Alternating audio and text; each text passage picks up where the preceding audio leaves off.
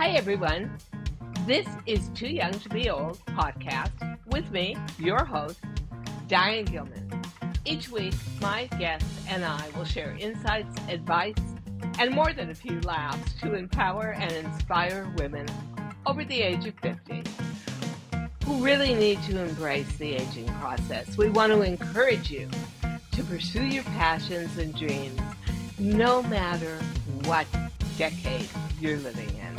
Too Young to Be Old podcast is intended to educate, empower, and foster connection with our community.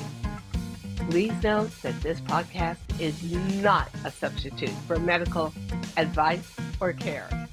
So with that said, let's settle in, get comfortable, and let's get started. Hi, everybody. This is Diane Gilman, better known as the Queen of Jeans on QVC HSN.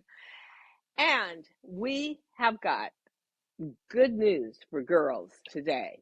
Girls over 50, that is, because we've got pro-aging expert and guru, Dara Goldberg. And I just want to mention your website, Dara, because it says everything.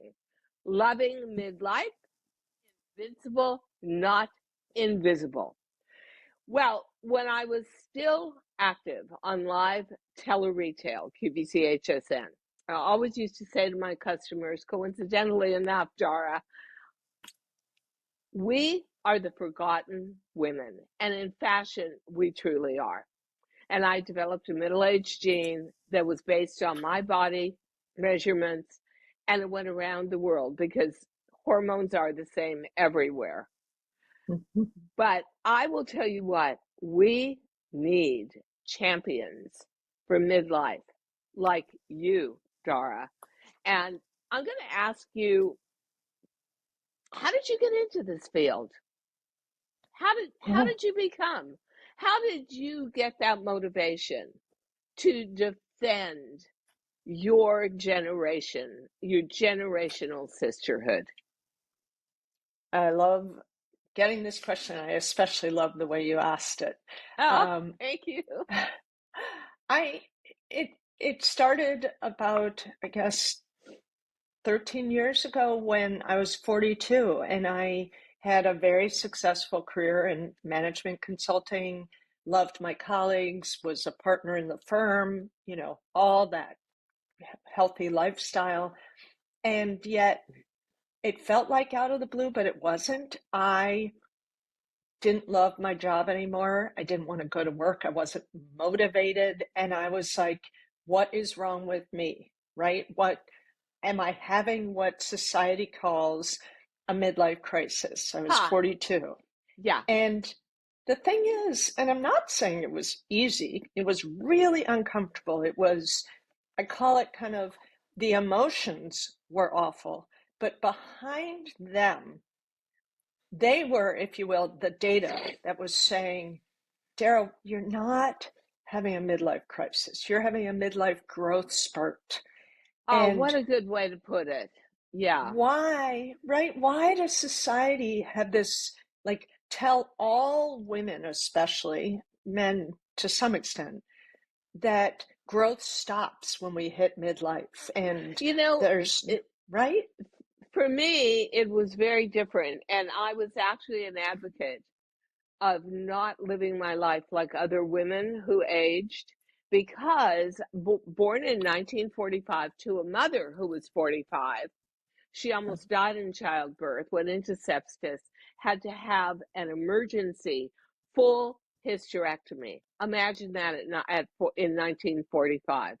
And she was a monster. She was crazy and screaming all the time and crying all the time, and blamed me, the birth of a child, for her losing her womanhood, and consistently said to me, if you don't get married and have children by 30, your life is over with. You might as well die.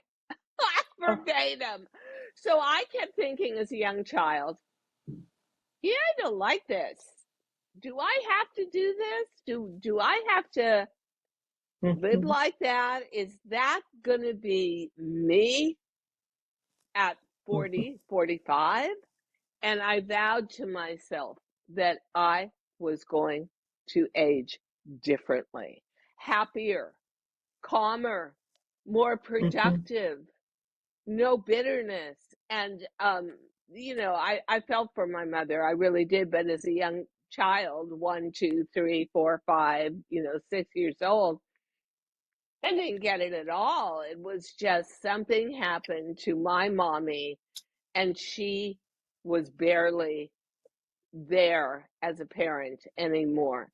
So I'm going to ask you, because it's funny when people talk, and it is Mhm. such a social media world, whether you're on social media or not. So everyone is talking like da da da da da da. Martha Stewart. Well, Martha Stewart and I both got our hair done by the same guy. So a couple of weeks ago, Martha Stewart's in the salon waiting for me to finish. She's getting her hair done for the premiere party of Sports Illustrated, of which she, at 81, is on the cover. Mhm. So we now, for you and I, as pro-age advocates, I feel that a giant light is beginning to shine. You've got Mhm. Martha Stewart at 81 on Sports Illustrated. You had Mae Musk at 76 in 2022. For the Oscars, amazing. Hollywood, where your career is over with by 38 or 40. You had Michelle Mhm. Yeoh winning Best Actress, but you also had Angela Bassett nominated, both 64. And then you had Mhm. Jamie Lee Curtis at 65, winning Best Supporting Actress. Unreal. And this bypasses everybody except me. They're just talking about the movie Everywhere, Everything at Once. And I'm thinking to myself, that movie resonates to me. But what really resonates is women who are no longer in their sexual prime and perfect are getting recognized. Oh, and by the way, People Magazine, most beautiful people in the world. It's Helen Mirren this year at Mhm. 77. Dara, give me your thoughts on this. I think it's monumental. I'm super, super excited about it. I actually just wrote an article about the Martha Stewart cover piece, and Ah, I think it's a couple things. I think it's complicated because there are all these hot button issues, right, associated with, you know, beauty declines with age when clearly it and doesn't, right? sexuality. And just to interrupt Right. you for 1 minute, someone said to me, I said, what do you think is the difference between the Mae Musk cover, Elon's mother, and I think she was 75 when she shot it, and Martha Stewart. And someone said to me, sexiness. Martha Stewart was sexy. That means everything to me. I'm about to turn 78, and I'm not going to give it up until Yay. I have to give it up. So, No. Yeah, I think there's it is complicated, it's progress, and the only troubling, or it's troubling because there's a level of divisiveness around oh, you can only, well, do you only get on the cover if you fit the stereotype of long, beautiful legs or and what I the heard blonde feet? Photoshop about 10,000 times. Like, too much Photoshop. And for my website, women were commenting and saying, oh, well, that's okay for Martha Stewart. She could afford to have 8 million facelifts, and that she has not had 8 million facelifts, but give the woman a break already. She's 81 years old and she looked great. And what that means is, to me, we're going to start a mini revolution of products that are just for us. I was just asked to represent a mascara that's for mature women only, but most especially mature women like me who have been through cancer. and chemotherapy and Mm-hmm. helping us. Well, That's I great. mean, that was the answer to a million prayers. I lost 2/3 of my eyelashes and eyebrows. They never grew back. I lost them Mm-hmm. all during chemo. So, do you not think that there's going to be a sort of retail revolution? I know when I designed the middle-aged gene, DG2 gene, everybody told me I was crazy. Nobody wanted to back me with any money to make it, and yet it flew to $100 million a year at retail, year after year, Mm-hmm. because it was what you say, the invisible woman niche. You can't find Right. clothing that fits. You can't find makeup that's right. But who do you complain to? There's nobody. So how do we make our voices heard, Dara? I think you're much more of an expert at that than I am. Well, thank you. I think You are. we are we are using our voices. We need to use our voices much more. But how do we And use them? How do we use them? we use them, quite frankly. I mean, if you're talking beauty industry, which is my focus, Yeah. with our wallets, because we represent women 50 and older are coming on 70% of the consumer or customer Whoa. segment, and it's only going Whoa. to get Bigger. much larger.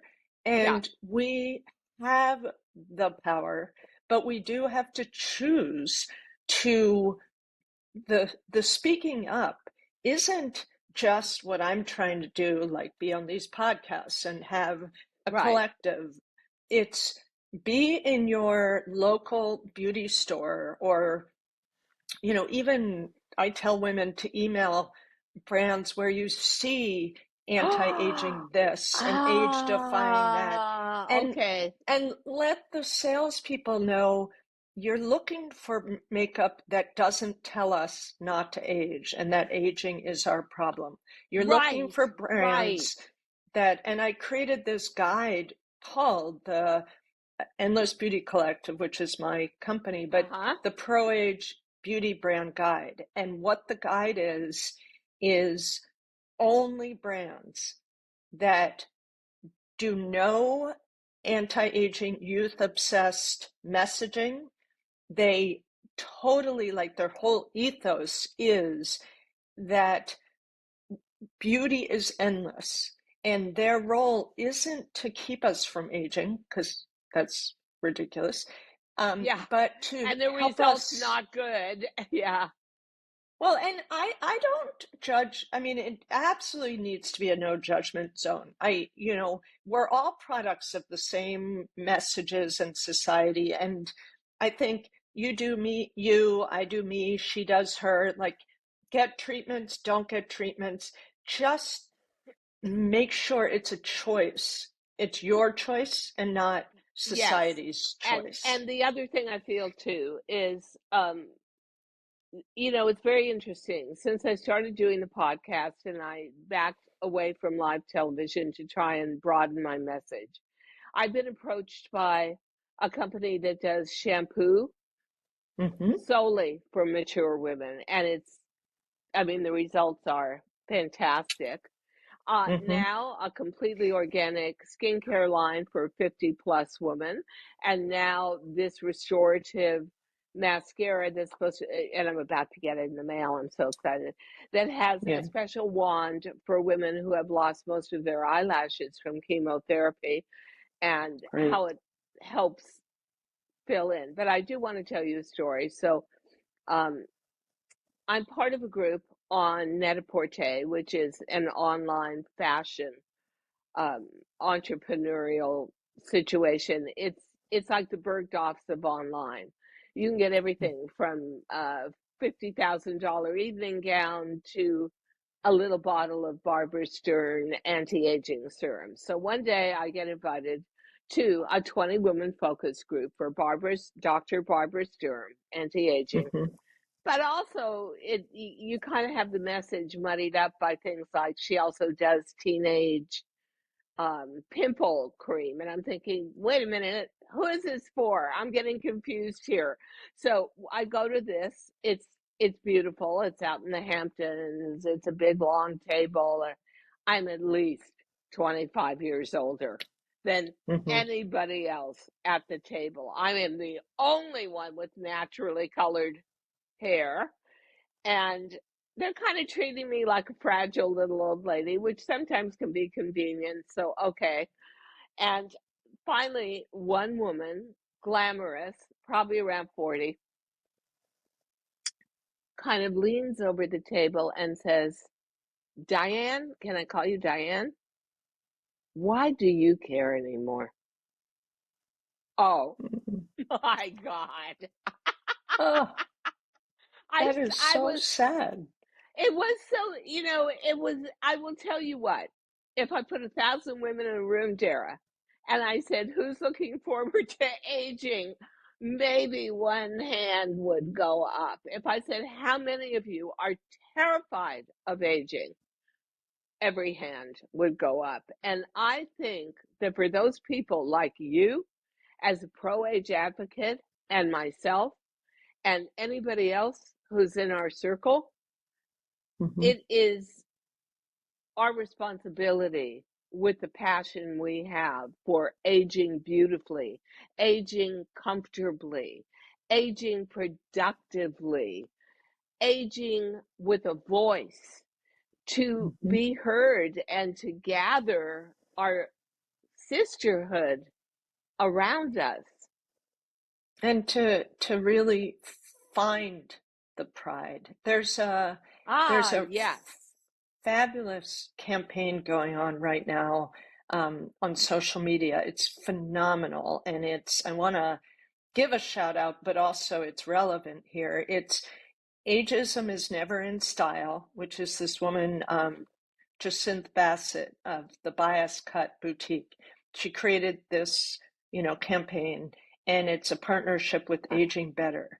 And the whole hashtag, or the hashtag, but the whole goal of the campaign is to say, the hashtag is I look my age. So I post, each of us posts, I'm Dara, I'm 57, I look my age. And the key word there is the MY in all caps, because Aha. it's my version of 57. Like, I'm my 57, you're your 78, she's her 57. It's not, there is no look, there is no real, REAL, 57. And Yeah. society has been saying, you're only beautiful if you look this one way at 57 or whatever the age is. And this campaign is it's not even the word normalizing. It's giving credibility to the autonomy and choice we have around who we are, what we look like. I have a friend who gets tons of filler and stuff and is proud of it. And so she is her own 62. Like, But here's the that's point. 62, right?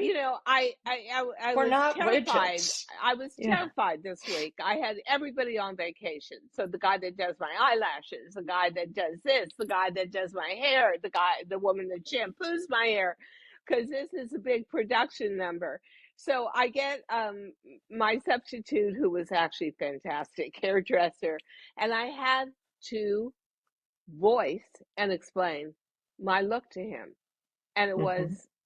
I know I chose this white hair. I wanted to be authentic. I wanted to become a silver haired influencer, but Mm-hmm. that doesn't mean I want to be a grandma.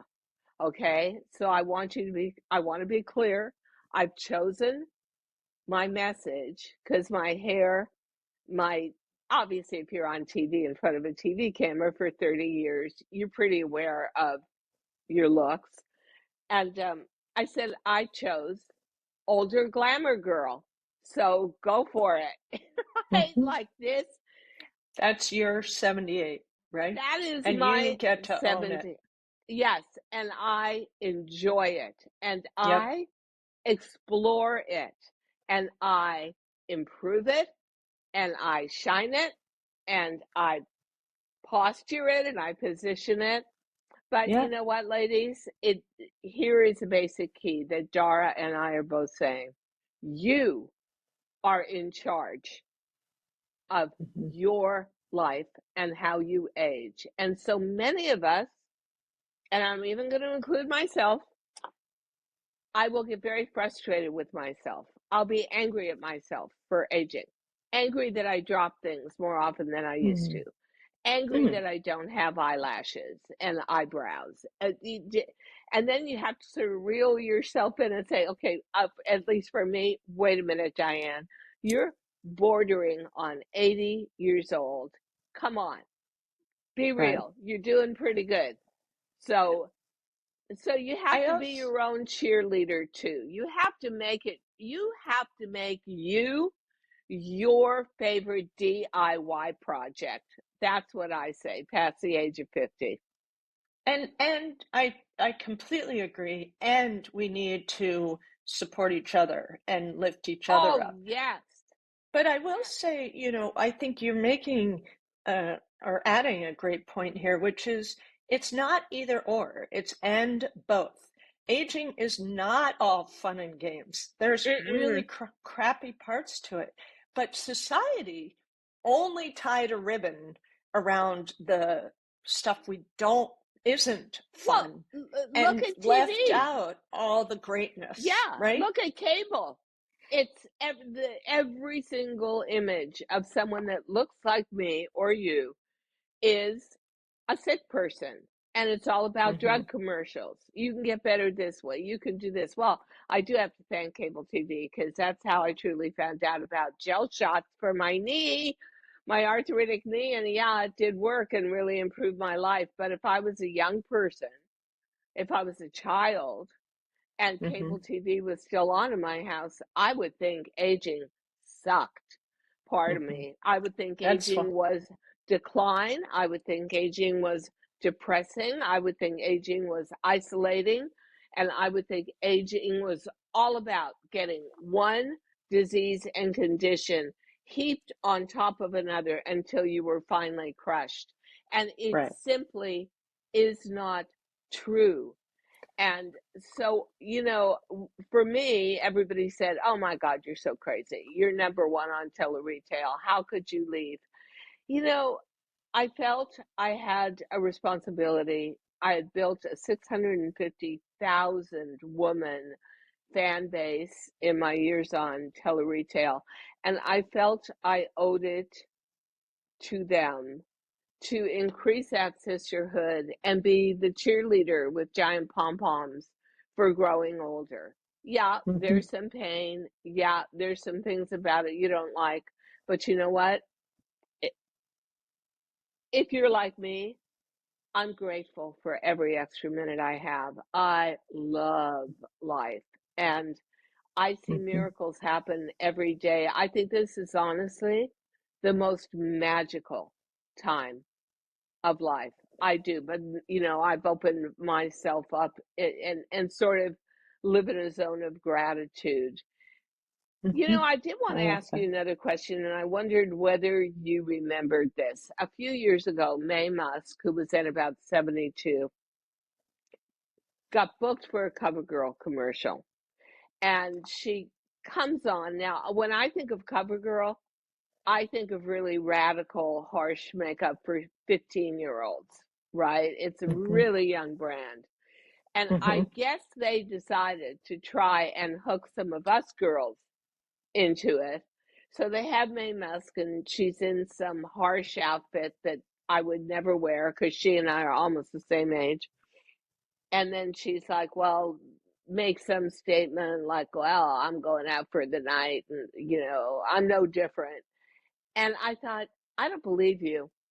And that is way too big of a jump to go from 17 to 77 with the same makeup and and I felt it was a real shortcut from CoverGirl. I feel the way social media and the world sees it with Sports Illustrated, yes, at 80, 81, Martha is on the cover. But then there's someone in their 70s, as you pull out the fold out, someone in their 60s, someone in their 50s, someone 40s, 30s, and 20s. And at least you have context. And I think context gives you dignity and gives you a foundation to keep building on. What do you think about that? I think that what there's two sides to it. There's the media is seeing us as a market they need to capture, Yes, and follow the money. they're figuring out how to start to jump on board, right? And capitalize on it.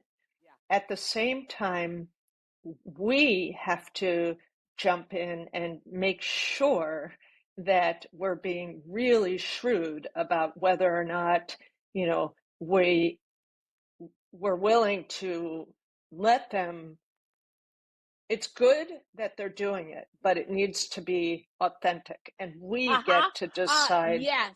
Yes. the authenticity with our Yes. dollars. I didn't And think that was authentic, and then I didn't buy the story that you could use the same product as a 15-year-old and it was going to be perfect. That's what and I got out of it was I'm not buying this. I'm not accepting this. And that was I not think what they wanted. and to show that we are wise consumers and that we will see through it, it's I don't want to totally criticize them for seeing opportunity, because with that, there's kernels there for us to build on, Oh and yeah. for us to say, thanks for starting to play. You need to play genuinely. You need to change your language. You can't just plop, May Musk or whomever because she's of a certain age. It needs to be and I'll give you an example of the Body Shop. They came out with a collection called either Pearls of Youth or Drops of Youth. I'm not going to remember. Uh-huh. And in a great way got total pushback Wow. from older women, and hopefully a ton of younger women too. Like, what are you doing perpetuating this whole stay young or die? And to their credit, they changed the name of the collection. And I actually wrote to them and said, you're turning the corner here. Like, you're showcasing what power brands can have. And I want to also just say there are so many brands out there that are pro-age.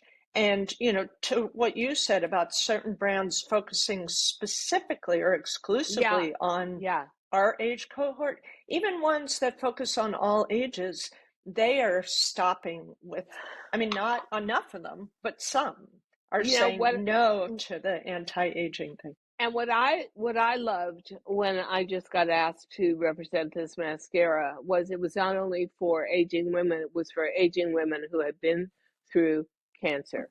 Within our Exactly. lifetime, you and I went through cancer, but we will know 50% of the people we know and meet and love will have gone through that disease. To create product, so you have no idea what it means to me Yeah. to represent this. It's so touching. It's Mm-hmm. from such a difficult part of my life, but I came through it so differently. And, I always say to myself when I wake up in the morning, oh, come on, Diane, give yourself a break. I don't care about being young again. I'm proud of what I've accomplished, but I do want to be the best I can be in Mm-hmm. the moment. That to Mm-hmm. me is the most important. And the one thing I think that you and I are responsible for, Dara, is take away the fear. Right. So if you have one last thing, one last glob of wisdom you can share with us? Because we're already running a little over because you and I have so much in common and to talk about. One last phrase you can give us where we can live by it, think about it, kind of elevate our reality. What would it be when it comes to pro-ageism?